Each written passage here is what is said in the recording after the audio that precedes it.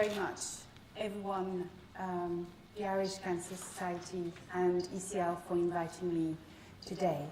I think I will get acquainted with my good presentation.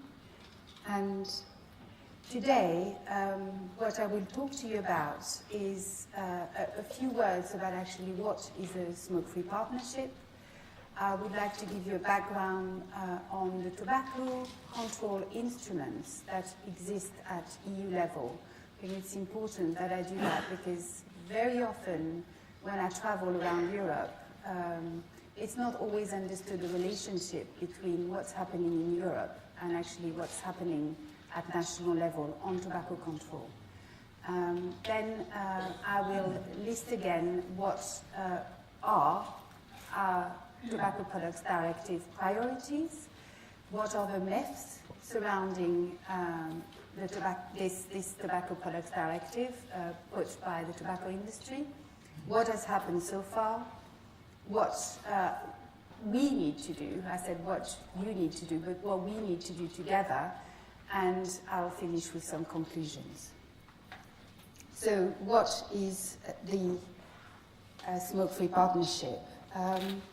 The mission of the Smoke-Free Partnership is indeed, as was said, the implementation of the Framework Convention on Tobacco Control. But perhaps more important than this, it's an organization that was set up by 4 individuals who are leading individuals in their own organizations that are the European Respiratory Society, and here I would like to pay tribute to Mr. Archie Turnbull, Cancer Research UK, and I'd like to pay tribute to Jim Keane, who's in the room, and he's a wonderful tobacco control leader, and has certainly helped me to develop into tobacco control advocate myself. The European Harm Network, and I'd like to pay tribute to Suzanne Knockstrup, who's been absolutely wonderful, and Ash UK and Deborah Arnott. I would also like to especially and warmly thank the Irish Cancer Society for their special support to SFP in 2013. That was very important to us. And last but not least, I would like to really recognize the special contribution and strong partnership that we have with ECL. I work very closely with Luke, with Wendy, with Emma, and together, actually, we are the handful of people who actually make a difference at European level. We are perhaps 5, 6, 10 people working against the tobacco industry. And on the other side, there is the tobacco industry. There's 97 registered tobacco industry lobbyists. They are the ones who are working on the Tobacco Products Directive. And really, that is just only the tip of the iceberg. 5 million they've invested to work on the directive. So you can just imagine the stakes about this directive. So here are the logos of my partners, my dear partners. Now I'd like to pay a little bit of time, as I said, on the tobacco control instrument at EU level. Don't be scared. I'll take you through to this. Actually, I'll move.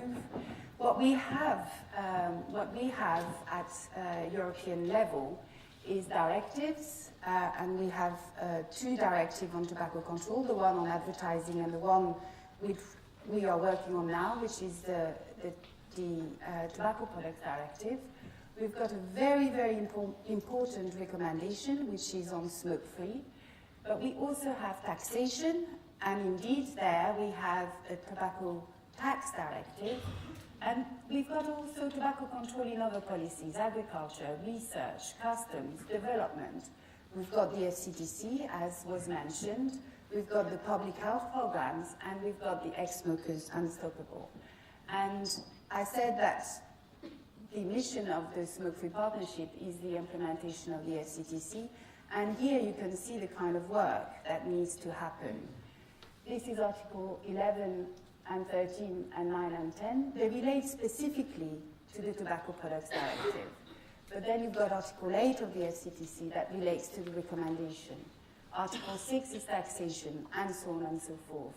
Why are we concentrating on the Tobacco Products Directive?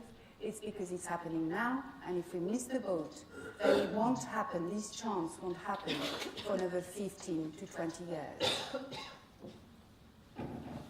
So, just a quick recap on the Tobacco Products Directive priorities. Well, this directive is huge. There's so many different articles, but to keep it simple, the top priority is the labeling and packaging, the quick line, and the tobacco, nicotine, the TNCO on the side of the pack.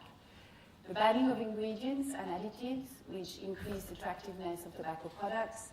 We would have liked to have seen the ban on point of sale, and at some point in history it was in a version of the directive, and it was taken out for reasons to do with the internal market, actually, and maintaining of the status quo on smokeless tobacco.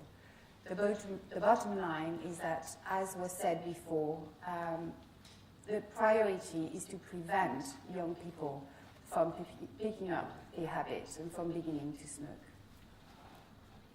I'd like to go very briefly on what the myths are.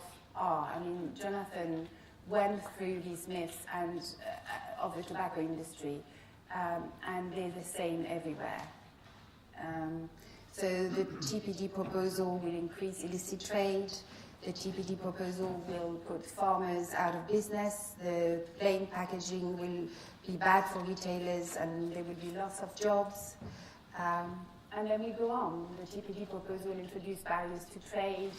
It's against competition law and does not improve the internal market. The TPD proposal fails to achieve internal market objectives, and there are vague propositions in Article 12 on brand elements. Now, what I'd like to highlight is this document. It's a myth buster that we have developed. It's freely available on our website. In fact, it has been translated in 8 languages in the EU. And please use it as rebuttal. You can add to it, you can develop it, but it's all referenced. And I think it has proved very useful, particularly when you contact your members of the European Parliament.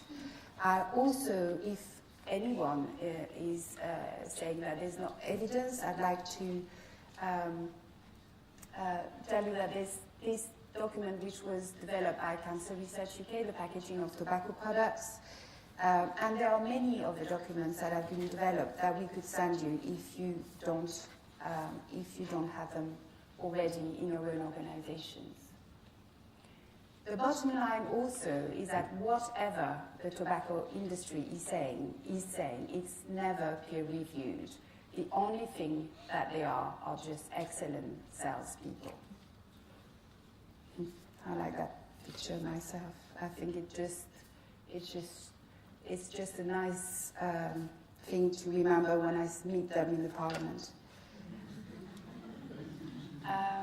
So we've had a recap of what's happened so far, but mainly from Martin on the struggle that DG Sanco had within the European Commission.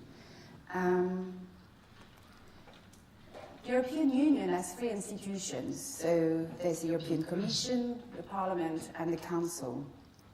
And in the Commission, just a quick recap, there was 85,000 response to the consultation, a record in history. I believe that you've had a consultation in your country, in Ireland, and you had a large number of responses too. The analysis of that consultation was done. DG Sanco did a superb job there. Then there was an impact assessment which was done, and we submitted twice. A huge body of evidence. Superb job there again from DG Sanco. 1,000-page worth of evidence. And then there was Mr. Dalli's resignation, and then Mr. Borges' appointment. And indeed, the TPD was not too much delayed and was released on the 19th of December 2012. It was not too much delayed, but let's just say that the Tobacco Products Directive was on the work program of the Commission and should have been released in 2010. And no matter what, even though the announcement of your minister, I believe, has shifted the debate, and I personally believe that we will have a directive, but I wasn't so sure before this announcement. The reality is this. Oops, I have not. I have not been showing you what I was talking about, but here you have the Commission, the Council and the Parliament and how it works in a very sort of short way. The reality is that there is huge, intense lobbying from the tobacco industry and its front groups and allies in all the countries of the EU, every single one. It's a file which has high political sensitivity, high media pressure. The political agenda has changed dramatically in the last 6 months, and it has changed yet again in the past 2 days. I believe that keeping the focus on the key priorities for the Tobacco Products Directive will be and will continue to be a challenge. I mean, what it is that we want packaging and labeling as a number one priority. And there was a quick discussion this morning on e-cigarettes. If you all imagine a world when we have plain packaging, or when we have 75% or 80% graphic warning in 28 member states, imagine it. Imagine this picture in every single shop. And then on the other hand, e-cigarettes regulated, which one of the two would make the biggest health impact? Just hold that into your mind, because the way it's going is that e-cigarettes discussions take as much time, if not more, than actually the things that really matter. And then at the Council, there are some discussions, and indeed sometimes parliamentarians saying, what's the hurry? We need national impact assessment, and it's not the time to threaten jobs. So it is still a challenge. Now, what's happening now is that the European Parliament has started its deliberations, and the cut-off date for the Parliament is March 2014. That's the last European Parliament session. Why? Because the European elections are in May 2014. So if the directive is not negotiated before March 2014, then we're stuck. And with regards to the discussion in the Council, we hope that a political agreement will be made, and certainly it's needed before the end of 2013. And last but not least, we are also lucky.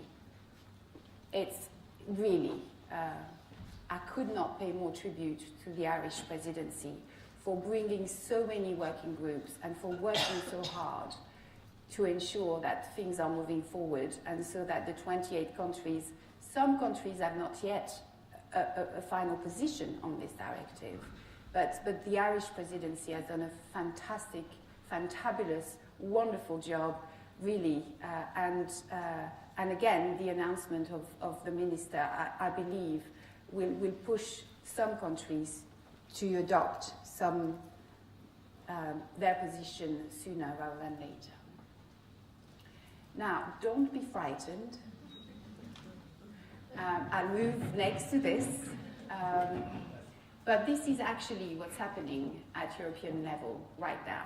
Remember, hundreds of tobacco industry lobbies to understand this process, few of us at European level. The one thing that I want you to remember, blue is Parliament, it's colour-coded. The one thing in my conclusions will be pay attention to the ENVI vote, which will be in July, there's been 2,000 amendments. We are also analyzing them, and soon we will tell you which amendments you need to support. You need to contact your members of parliament and ask them to support these amendments in the ENVI committee. This is absolutely crucial. Why? Because that's what the industry is going to do as well. And then the other vote, which is crucial, is the one that we hope will happen in September in plenary. Plenary session takes place in Strasbourg. There's 736 or 38 MEPs. You need to contact them all. And we will tell you which amendments to support and how to do it. We will coordinate all that together. Now, at the bottom here is the timeline for the presidency. So we've got Ireland, we've got a June Health Council, and that's why I believe that the announcement of your minister will make such a difference. Because I think here we may have, hopefully, a partial agreement. Then it's going to go into Lithuania presidency, and indeed the health minister of Lithuania is also a champion and a leader, even though he doesn't have yet a whole government approach to what he wants to achieve. And I was in Lithuania with a group of NGOs to actually support, and we had great media coverage, but the fight is in all the countries. And then we have Greece, and Greece is a different kettle of fish, as it were, in a sense that they are very unclear whether their priority is. I believe that your minister and the Lithuanian minister will work with the Greek minister in order to move forward, but it's not yet won. So, and again, one of the things to remember here is what we can do as NGOs is influence the parliament and also influence our national governments within the capital. We cannot do much to influence what's happening with regards to the council discussions.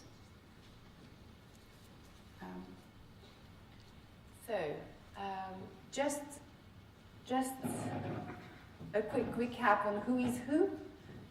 This is the rapporteur of the parliament. She's the most important person in the parliament. She's the one who's leading the discussion. Her name is Linda McAvan. She's from the Socialist Group in the ENVI committee, and she's done a fabulous job. Then we've got the shadows, and the shadows are the MEPs from the other political groups that also have the TPD dossier on their desk.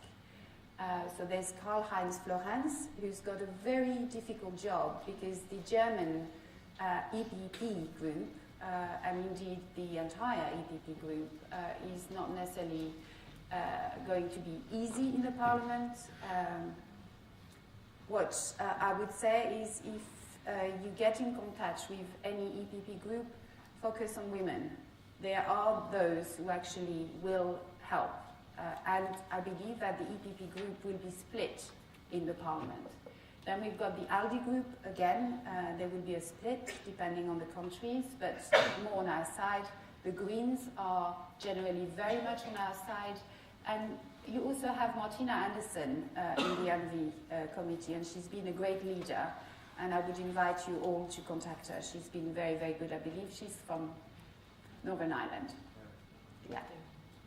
Derry, sorry. She's been very, very good. So do contact her, support her, because she's been doing a lot of great jobs and introduced some amendments that are very useful. I won't pay too much time on this, but just to say that in the Parliament there are 6 different committees. The Parliament is split in different committees, and there's 6 who are giving an opinion also on the Tobacco Products Directive. So you've got the Committee on Internal Market and Consumer Protection, IMCO. We're not paying too much attention to that. Why? Because there's not enough of us to do it all. So we're concentrating on ENVI, and we are concentrating on the Jury Committee. The Jury Committee is Legal Affairs Committee. They've issued an opinion and I will circulate this to you, we've developed a legal analysis which was written by Céline Brassard, and indeed Jonathan and Ben McGrady and others really helped to make this legal analysis, which is 18 pages, very comprehensive. What this MEP has done in the jury committee is to basically say there's no legal base for the Tobacco Products Directive, delete it. And it's just rubbish. And he is a very powerful MEP. Not only is German and EPP, which usually is important because they have the majority in the parliament, but he's also the president of all the other committees. So it is important that when the vote takes place on the 3rd of June, the deadline for amendments is on the 3rd of June, you contact your members in the jury committee, again contact the SFP, and make sure that you support the 2 amendments that we've introduced. And also we say reject all the opinion of that particular MEP who basically doesn't want the TPD. He's saying delete it. It should be based on Article 168, which is public health, and it should be done at national level, and nothing should be done at European level. So I will tell you again what you need to do. But before I do, I think coordination between ourselves is key. Use the SFP Mythbuster and develop your own, extend on it. Be clear on the top priorities and don't expect to win on every front within the Tobacco Products Directive. Send letters to the ENVI MEPs with top amendments a week before the 11th of July. I'm being very practical here. And also send messages to all your MEPs with top amendments a week before plenary vote, which will take place on the 11th or the 12th of September. I forgot to say also contact your members in the jury committee. If you don't know who they are, contact the SFP and we will let you know. Conclusions? Well, we had a wonderful speech. I mean, I was crying, but it says it in here, life is priceless. It takes years to develop a disease from tobacco. But actually, every person is entitled to see their grandchildren growing up. Another thing that Jonathan mentioned this morning is the support of the public. Well, we do have the support of the public. We've known that for a long time, but 75% of EU citizens support graphic warnings, 75%. There's no reason for governments not to do it. The public is supporting us.